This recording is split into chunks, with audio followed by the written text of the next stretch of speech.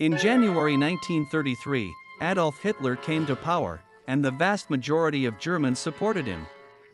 They saw Hitler as the man who could pull Germany out of the economic chaos that had gripped it since World War I.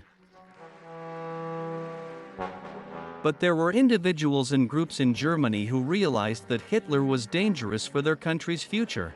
Communists and other members of opposition political parties were at the center of this resistance. Hitler's response to them was to imprison their members in detention camps for political prisoners and prisoners of war. This marked the beginning of a terrifying and repressive regime in which any opposition was immediately destroyed by the Nazi Party and the Gestapo.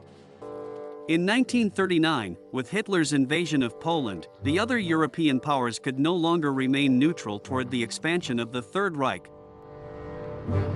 Both Britain and France declared war on Germany. This was the very crisis that many of Hitler's German critics had feared.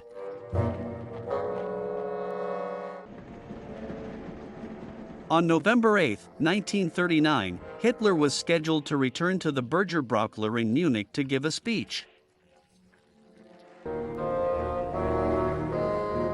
George Elser, a cabinet maker with strong socialist beliefs, had been building a bomb entirely on his own for a full year. Hitler's annual rally celebrating the anniversary of his speech was the perfect opportunity. Elser traveled to Munich and, for several nights, went to the Bürgerbräukeller, hiding inside after closing time. He drilled a hole behind the speaker's podium and placed inside it a time bomb he had made himself. According to the plan, Hitler was supposed to still be speaking at 9:20 p.m. on November 8. Elser set the bomb's timer. The day of the speech arrived, but at the last moment, the dictator changed his schedule. He ended his speech earlier than planned and left the hall before the appointed time. 20 minutes later, the bomb exploded, killing 9 people and injuring 20. Hitler would certainly have been killed by the blast. He visited the wounded afterward.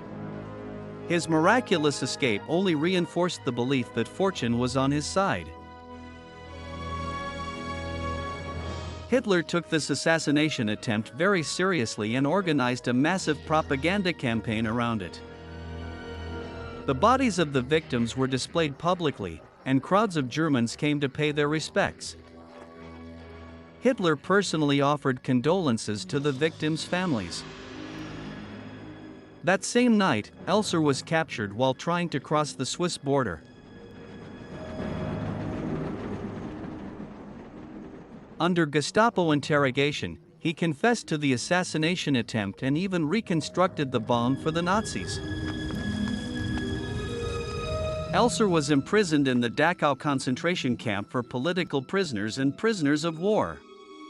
He survived until the end of the war but was executed in April 1945. The year 1940 brought Hitler his greatest military successes. In a lightning military campaign, he conquered the Netherlands, Belgium, and France. A stunning victory that silenced his critics.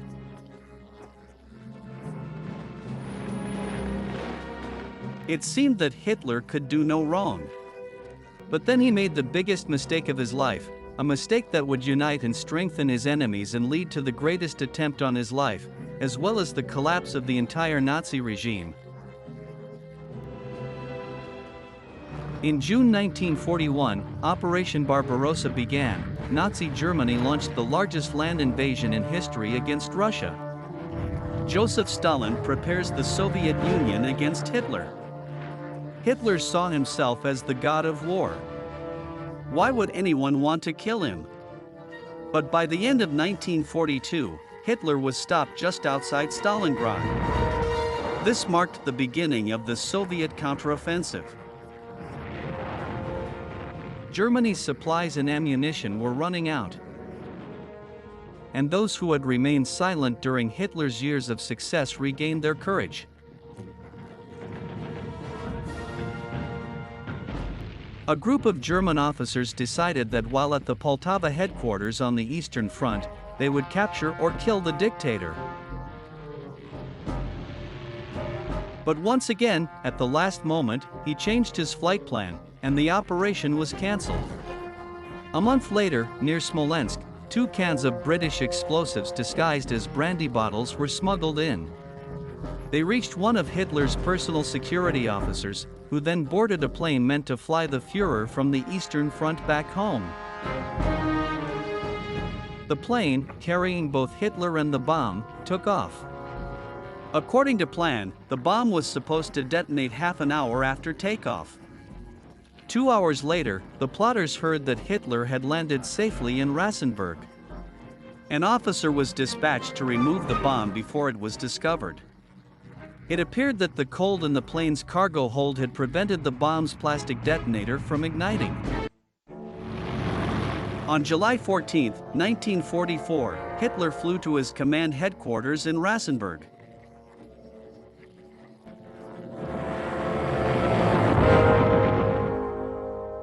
Hundreds of prisoners had reinforced the complex, turning it into a concrete fortress with heightened security measures.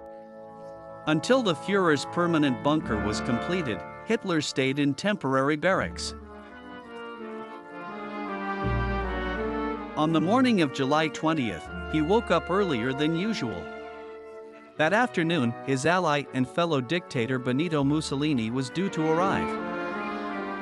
Hitler changed the schedule for his daily war conference with his generals to finish before his guest's arrival. Many senior officers were expected to attend.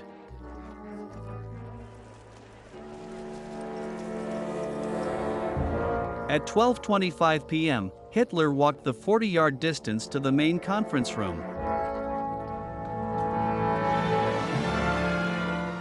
Inside, officers gathered around a large oak table. Hitler stood at his usual spot in the center, facing the open windows left ajar because of the heat. To his left were Field Marshal Wilhelm Keitel, Chief of the Armed Forces, General Alfred Jodl, Chief of the Army Staff, and his deputy, General Walter Warlimont. To his right stood General Adolf Husinger, head of operations, who was giving a report. Also present were Colonel Heinz Brandt from the Operations Unit and General Gunther Korten of the Luftwaffe. While studying the map, Hitler sat down. Keitel announced the arrival of Colonel Klaus von Stauffenberg, Chief of Staff of the Reserve Army. Von Stauffenberg sits between General Husinger and Colonel Brandt. Stauffenberg, 37, was a charismatic figure whose loyalty to the German army was beyond question. During the meeting, Stauffenberg quietly told Keitel he needed to make a phone call to Berlin. He pushed his briefcase under the table and left the room. Inside the briefcase was a bomb unknown to anyone else. As soon as Stauffenberg left, Colonel Brandt moved the briefcase behind one of the table's thick wooden supports, away from Hitler. Stauffenberg exited the room and headed toward his car. Moments later, the conference room erupted in a yellow flash. He left the command center, ready to execute the second phase of the plan to eliminate the rest of the Third Reich's leadership. The relocation of the briefcase saved Hitler's life. The explosion killed 4 officers near him, but the oak table's leg shielded Hitler, Husinger, and Keitel, Jodl and Warlimont, sitting farther away, were injured.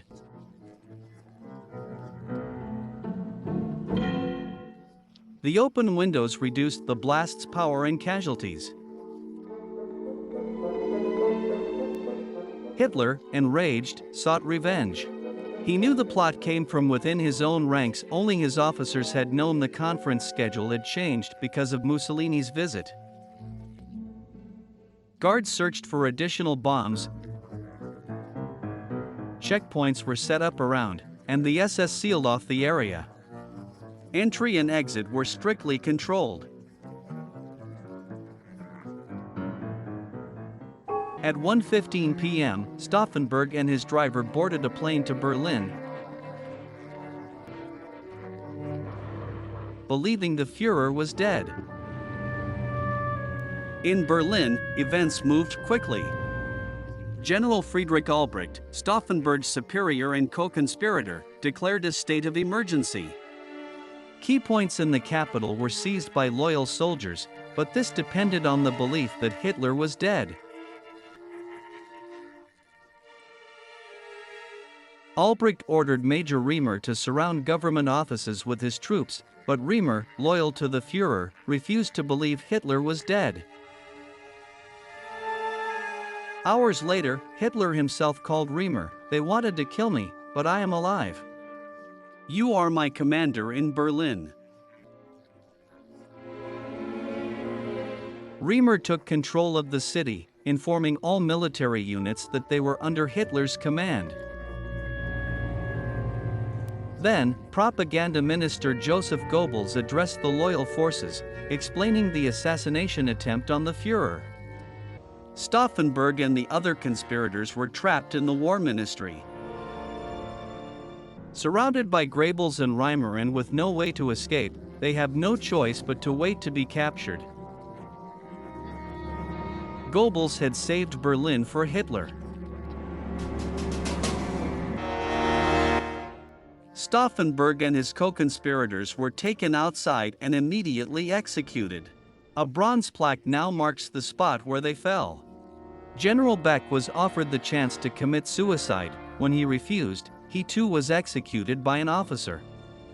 At 1 p.m. that same day, Hitler recorded a message for the German people.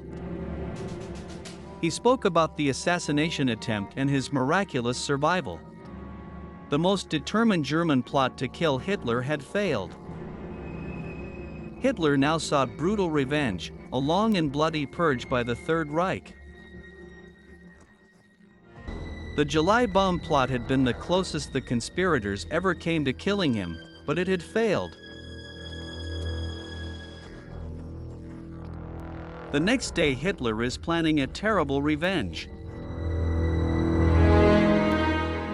Hitler and Luftwaffe chief Hermann Göring attended the funeral of General Korten, one of the 4 officers killed in the explosion. He also visited the wounded survivors in the hospital. On Hitler's orders, arrests began across the Reich. The main conspirators, including Admiral Canaris, head of military intelligence, General Franz Halder, chief of the Armed Forces Staff, and Dr. Hjalmar Schacht, former director of the Reichsbank, were identified and immediately arrested.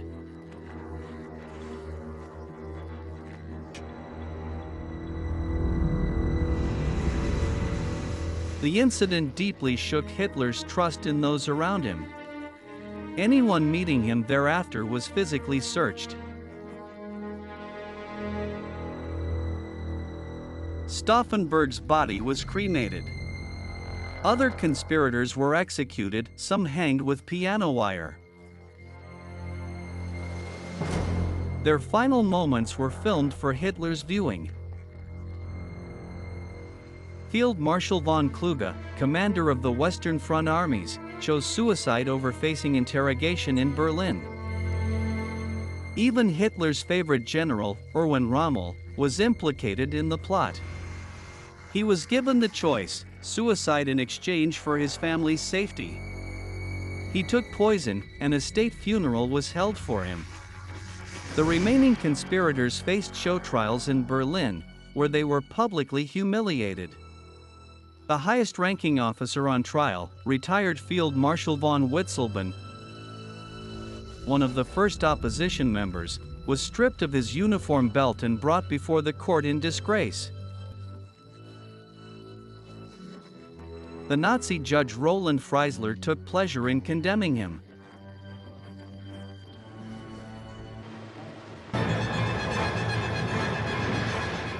On April 30, 1945, central Berlin came under Soviet attack. The bombardment devastated the Reich Chancellery Gardens and Hitler's bunker. At 3:30 p.m., a gunshot was heard. The remaining Nazis entered the room to find Eva Braun dead from cyanide and Hitler dead from a self-inflicted gunshot wound.